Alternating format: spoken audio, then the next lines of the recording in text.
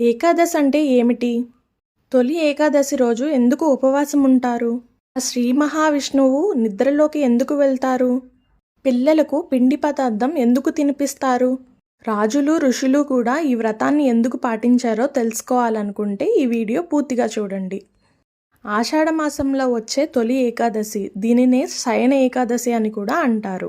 శయన అంటే నిద్రించడం, అంటే ఈ రోజు నుంచి శ్రీ మహావిష్ణువు యోగ నిద్రలోకి వెళ్తారని పురాణాలు చెప్తున్నాయి. సృష్టి క్రమం సజావుగా సాగడానికి ఆయన విశ్రాంతి తీసుకుంటారని విశ్వసిస్తారు. ఒకప్పుడు దేవతలకు రాక్షసులకు మధ్య ఘోరమైన యుద్ధాలు జరిగాయి. సృష్టిలో శాంతి భంగమైంది. అప్పుడు విష్ణుమూర్తి భూలోకాన్ని దేవలోకాన్ని కాపాడడానికి తనలోని శక్తిని పెంచుకోవాలని నిర్ణయించుకున్నారు. ఈ కారణంగానే 4 నెలలు యోగ నిద్రలోకి వెళ్తారు.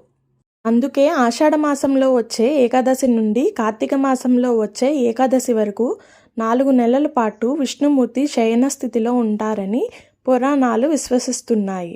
ఆ సమయంలో లక్ష్మీదేవి విష్ణుమూర్తి పాదసేవ చేస్తూ ఉంటుందంట.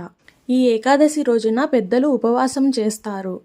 పిల్లలకు పిండి పదార్థం తినిపిస్తారు. అంటే అరికెలు, సజ్జలు, రాగులు, జొన్న ఇలాంటి సిద్ధమైన ఆహారం తినిపిస్తారు. ఈ ఏకాదశి నుండి చతుర్మాస వ్రతాలు మొదలవుతాయి.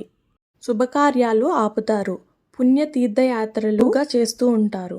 కార్తీక శుద్ధ ఏకాదశి రోజు విష్ణుమూర్తి మళ్ళీ నిద్రలోంచి లెగిసి భక్తుల కైంకర్యం అంగీకరిస్తారు. మరి ఈ ఏకాదశి రోజు భక్తి శ్రద్ధలతో విష్ణుమూర్తిని పూజించండి. వీడియో నచ్చితే లైక్ చేసి, షేర్ చేసి, సబ్స్క్రైబ్ చేయండి.